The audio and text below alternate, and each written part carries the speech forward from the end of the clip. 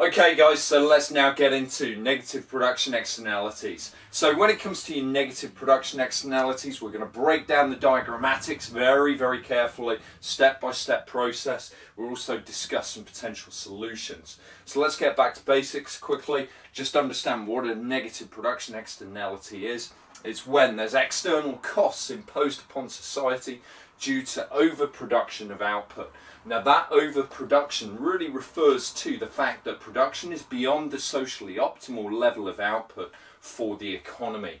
So examples of course include any type of pollution, which may include air, noise, but it could also equally be light pollution, it might be litter and so on, as well as blight. Okay, so the fact that certain factories may become a real eyesore. Okay, so there's a variety of factors here. If you consider examples where we've seen recent policy decisions, think about plastic bags, think also about the actual overuse of sugar as well, and the sugar tax that also has been used, and how it's been incorporated in so many soft and fizzy drinks, of course. Right, so let's now break down our diagrammatics. Now here I've just organised a 6-step approach to actually making sure that you draw these diagrams correctly every time. So let's take a look. First up, make sure that you've got a heading. This heading is really important. So if you were just drawing the diagram, you just want to put down negative production externality. Let's just do that just to re-emphasize that point. So negative production.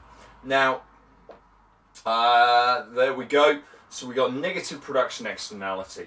The next thing is draw our x-axis. Okay, so we can just put down our x as we know it is. Okay, now the next thing to actually focus on is using the heading to actually label the curves. So we're focusing here of course on the supply element because it's about production, it's about the business actually producing economic output. So therefore this is simply going to be our marginal benefit curve, and we're really going to consider that marginal social benefit equals marginal private benefit within this diagram therefore.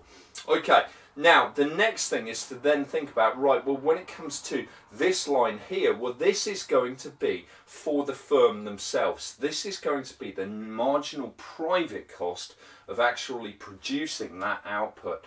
Now we can therefore see that we've got this level of output for the firm. So this is the firm's cost schedule, if you like, their marginal costs of actually producing that output. Meanwhile, we can see that the quantity derived from that level of output, and of course where the marginal cost is extending beyond or is higher, greater than the marginal benefit, the firm stops production there of course. Right, so next thing, use heading labels curves. So yeah, we've done that, and now we need to shift the curve. Okay, so because it's negative, it's a shift to the left of course. So we shift this production or supply element to the left hand side.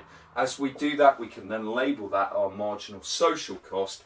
From there, we can then highlight the fact that at this level of economic output, there is an additional cost borne upon society. That additional cost is of course the externality and generates this area of deadweight economic loss, which we'll come to in just a moment. Okay, so what we can also see is we can then put down our equilibrium, our social optimum, okay, our socially optimal level of output here.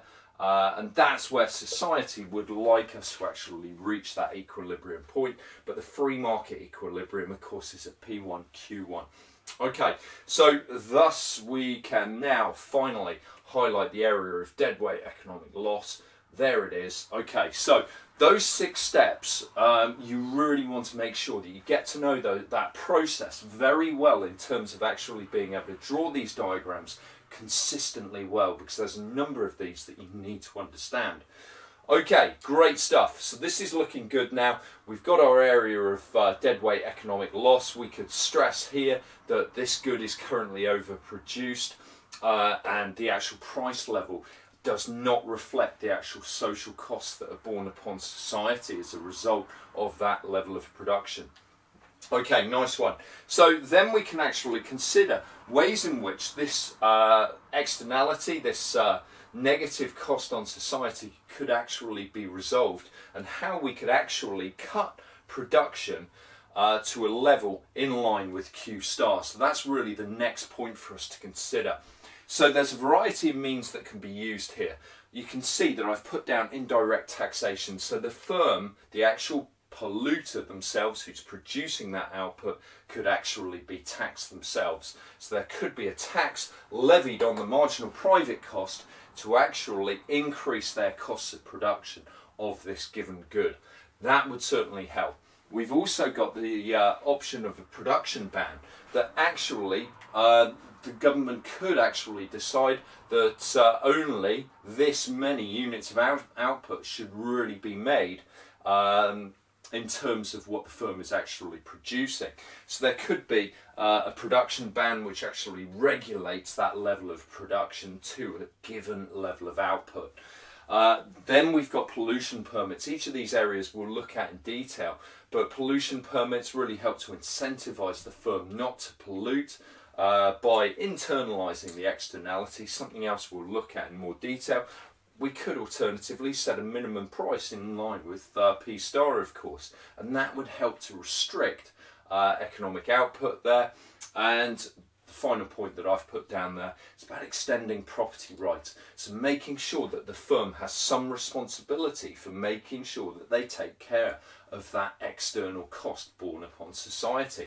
Okay, let's just consider our first example here though. So when it comes to indirect taxation, all we simply need to do in relation to this is shift this curve back to the left. Well, we don't want to make this too confusing, so the easiest way to actually do this is if we simply say, right, the marginal social cost now equals the marginal private cost plus that tax that is now imposed. So if that's the case, now we are actually making sure that output is in line with P star Q star, and we are at the socially optimal level of output there. Okay, so that certainly works.